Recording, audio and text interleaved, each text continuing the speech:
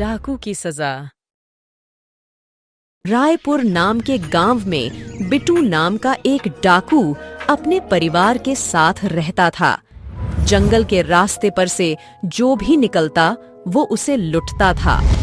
वह उसके पास से सब कुछ छीन लेता था और ऐसे ही चोरी करके अपने दिन गुजारता। फिर 2-3 दिन से वह घर पर था। तभी उसकी बीवी, जिसका नाम सुनीता था, उसने कहा कि अरे तुम कब तक घर पर रहोगे? आज तो तुम्हें जाना ही होगा। जल्दी जाओ, कोई ना कोई आता ही होगा। वैसे भी कई दिन से तुम नहीं गए। हाँ भाई, जा रहा हूँ, मुझे भूख लगी है। पहले खाना खा लेता हूँ, बाद में चला जाऊंगा। खाना कब से तैयार ही था, अब इसे साथ ले जाओ और वहीं कहीं खा लेना। अच्छा ठीक है, पर तुम्हें मेरे साथ नहीं आना? नहीं, मैं भाग नहीं सकती, कहीं पकड़ी गई तो। तुम ही जाओ और मेरे लिए आज हीरे का हार लाना। अरे ये सब मैं थोड़ी ना बनाता हूँ। मुझे ऐसे लोगों को लूटना होगा जो हीरे का हार पहनते हैं। तो बिट्टू चोरी करने निकल जाता है। वो एक पेड़ के पास छुप जाता है। अरे मेरी बात सुने रामू काका, आप जरा संभल के जाइएगा। आपके पास बहुत सारे पैसे हैं और गांव जाते समय ध्यान से जाना, क्योंकि यहाँ बहुत सारे डाकू लुटेरे घूम रहे हैं। ठीक है, ये मेरे लिए कोई नया रास्ता नहीं है। मैं अब तक न जाने कितनी बार इस रास्ते से आया हूँ और गया हूँ, समझे?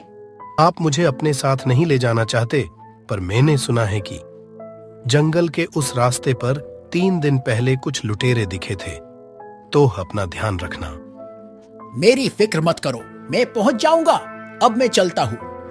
रामू काका निकल जाते हैं और उसी जंगल के रास्ते पर पहुंचते हैं जहां बिट्टू किसी के आने का इंतजार कर रहा था। फिर बिट्टू रामू काका को छुरा दिखाकर रोक लेता है।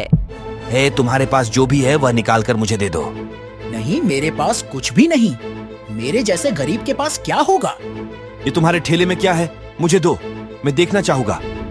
कुछ भी तो नहीं भैया, रास्ते में खाने के लिए खाना ही ले जा रहा हूँ। झूठ बोल रहे हो। मैं उस ठेले की बात कर रहा हूँ जो तुमने पीछे छुपा कर रखा है। मुझे वह ठेला चाहिए, तुम्हारा खाना नहीं चाहिए। मुझे पैसे चाहिए जो तुमने छुपा कर रखे हैं, समझे? मैं तुम्हारे आगे हाथ जोड़ता हूँ भैया, कृपया मुझे जाने दो। तुम इतनी आसानी से नहीं मानोगे। ठेला दे दो वरना। बिट्टू ने रामू काका से पैसों का ठेला छीन लिया। उसने देखा इसमें बहुत सारे पैसे थे। अरे क्या बात है, इसमें तो बहुत सारे पैसे हैं। तुमने झूठ बोला। इस बात पे मैं अब तुम्हें छुरा मारूंगा। भैया ऐसा मत करो। मेरी बेटी की शादी के लिए मैंने पड़ोस के गांव से उधार पे पैसे लिए। अगर पैसे नहीं हुए तो शादी टूट जाएगी।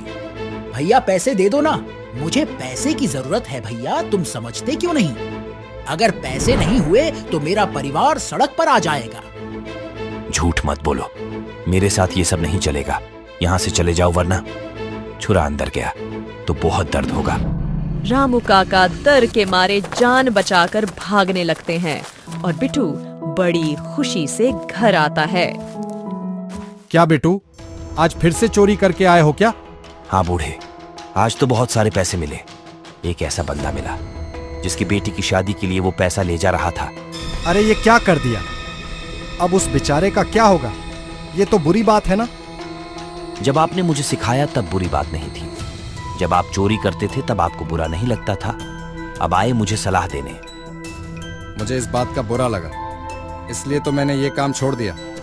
अब तुम भी ये काम छोड़ दो और कोई ढंग का काम करो। तुम्हारे पास खेत भी है, तुम खेती क्यों नहीं करते? तुम इतने लालची क्यों? मैंने तो तुम्हें बोल दिया जो बोलना था। अब तुम्हें जो करना हो वो करो और मरो। यह सब बात करने के लिए मेरे पास टाइम नहीं है। बूढ़े, चल हट मेरे रास्ते से। अपने पिता से बात करके बिट्टू घर में आता है। सुनो सुनीता, इसमें देखो बहुत पैसे हैं। अब 1 सप्ताह के लिए मुझे जाने को मत कहना। वह तो ठीक है, पर तुम्हारा बूढ़ा पिता तुमसे क्या कह रहा था? तमीज से बात करो।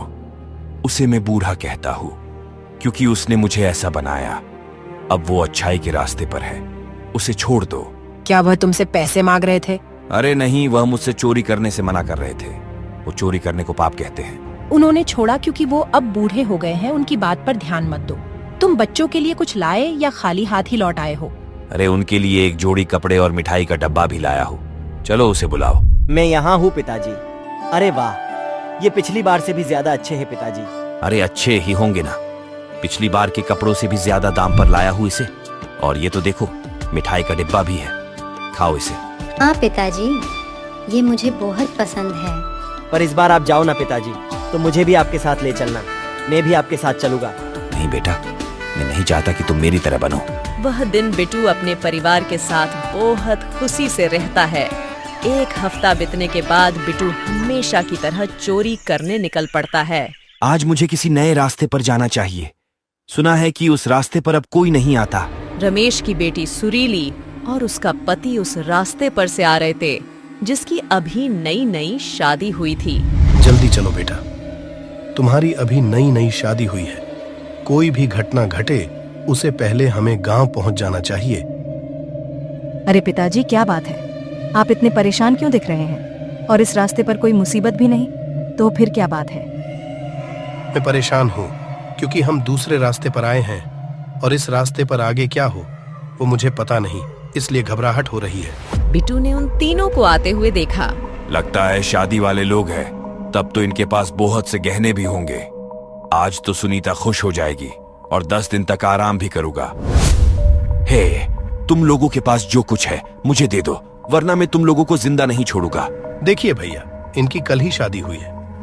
हमारे पास जो पैसे हैं वो ले लो, पर हमें जाने दो। हम इस बारे में किसी को नहीं बताएंगे। तुम मुझे बेवकूफ समझते हो। मैं कोई छोटा चोर नहीं। मुझे पैसों के साथ गहने भी चाहिए, वरना तुम पता है ना, ये छुरा है छुरा। अगर जान चाहिए तो पैसे यहाँ रख दो।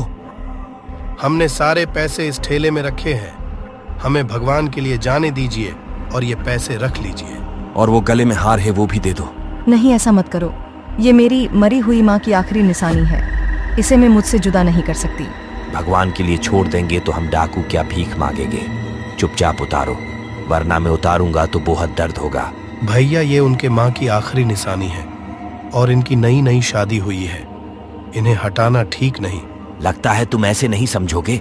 अभी समझाता हूँ। बिट्टू छुरा निकालता है और रमेश को छुरा मार देता है। रमेश वहीं पर अपना दम तोड़ देता है। अब भी तुझे हार नहीं देना।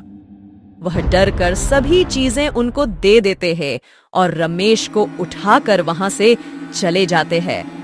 तभी पेड़ पर एक भूत था जो बिट्टू को देख रहा था।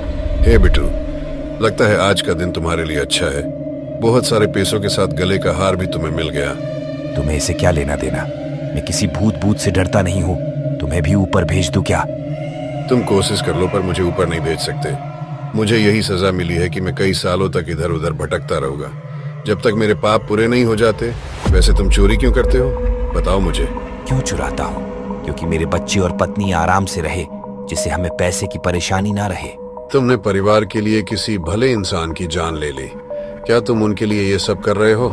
मेरी पत्नी कई दिनों से हीरो का हार मांग रही थी, इसीलिए मैंने ये सब किया। दोस्त, क्या तुम ऐसे ही पाप करते रहोगे? पाप करने के बाद तुम्हें बहुत कुछ भुगतना पड़ेगा, क्योंकि हर पाप की सजा मिलती ही है। ये सब बेकार बातें हैं। पाप और पुण्य कुछ नहीं होता। आज जो मिला वो मेरा है। मैं भी ऐसा ही सोचता था। 100 सालों पहले मैं तुम्हारे ही तरह बड़ा डाकू था। मुझे पाप से डर नहीं लगता था। अब देखो क्या हाल हो गया मेरा। अब मुझे हजारों सालों तक मुक्ति नहीं मिलेगी। मेरा हाल ही इस बात का सबूत है। अब तुम भी सुधर जाओ। अगर मैंने चोरी छोड़ दी तो मैं मेरे परिवार का ख्याल कैसे रखूंगा? तो तुम उसी परिवार के लिए ये सब कुछ कर रहे हो ना?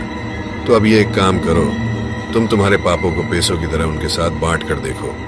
बस स्वीकार नहीं करेंगे। मुझे ये पूछने की जरूरत नहीं, क्योंकि वह मेरे लिए कुछ भी करेंगे। वो पाप को भी स्वीकारेंगे। मैं अभी जाकर पूछता हूँ। बिट्टू भूत के कहे अनुसार अपने पाप को सभी में समान बांटने की बात करने आता है। वो पहले अपनी पत्नी से पूछता है। ये लो, हार और पैसे लाया हूँ। अब मुझे कई दिन तक काम करने की जरूरत नहीं। बहुत अच्छा है। मैं हमेशा से ये हार चाहती थी। मैं बहुत खुश हूँ। मैं जो कुछ भी मांगती हूँ तुम तुरंत से ले आते हो, इसीलिए मैं तुम्हें बहुत पसंद करती हूँ। अरे सुनीता, ये सब मैं तुम्हारे लिए ही तो करता हूँ। अब तुम्हें एक काम करना होगा। आज मैं बहुत खुश हूँ। मैं तुम्हारे लिए कुछ भी करूँगी। बोलो मुझे क्या करना है। आज मैंने एक आदमी की जान ले ली, तब ये सब आया है। तो अब क्या तुम इस पापों को मेरे साथ बांटोगी? ये क्या कह रहे हो? हम जो भी मांगे वो लाना तुम्हारी जिम्मेदारी है। मुझे फर्क नहीं पड़ता कि तुमने इसके लिए किसी की जान ली है। जो भी किया वो तुमने किया, और अब आधा पाप मुझे बांट रहे हो। यह नहीं हो सकता। नहीं, मुझे वो पाप नहीं चाहिए। मैं नरक में नहीं जाऊंगी। क्या हुआ माँ? ये पाप क्या होता है? पाप का मतलब है तुम्हारे पिता जो चोरी डकैती करते हैं और दूसरे लोगों के साथ गलत करते हैं, उसे पाप कहते हैं। अगर तुम ये पाप करोगे तो तुम्हें इसकी कठोर से कठोर सजा मिलती है। क्या पिताजी पाप करते हैं माँ? क्या पिताजी को उनके पापों की सजा मिलेगी? हाँ बेटा, इसकी सजा मिलेगी। क्या तुम अपने पिता के पाप में से थोड़े पाप लोगे? नहीं नहीं, मैं पाप नहीं चाहता। मुझे सजा नहीं चाहिए माँ। तो सुन लिया तुमने। मैं क्या मेरे बच्चे भी नहीं बांटने वाले? कोई तुम्हारे पाप को नहीं बांटेगा। और क्या हम नहीं चाहते कि तुम कोई अच्छा काम करो? यह सुनकर बिट्टू तुरंत ही भूत वाली जगह पर वापस चला जाता है। क्यों बिट्टू, बहुत जल्दी वापस आ गए? क्या तुमने सारे पापों को बांट लिया?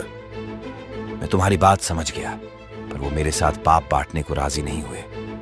और वो तो कह रहे हैं कि ये मेरी जिम्मेदारी है। मैंने तुम्हें पहले ही कहा था कि पाप को बांटने कोई नहीं आएगा। पर इन पापों से तो मुझे कभी मुक्ति नहीं मिल पाएगी। अब तुम ही कोई रास्ता बताओ। तुम सारे बुरे कामों को छोड़ दो और तुम्हारे पास जो कुछ भी है उनसे अच्छे काम करो। ऐसे ही धीरे धीरे तुम्हारे सारे पाप मिट जाएंगे। ठीक है, तुम्हारा शुक्रिया। तुमने मेरी आंखें खोल दी। तुम्हें शुक्रिया कहने की जरूरत नहीं।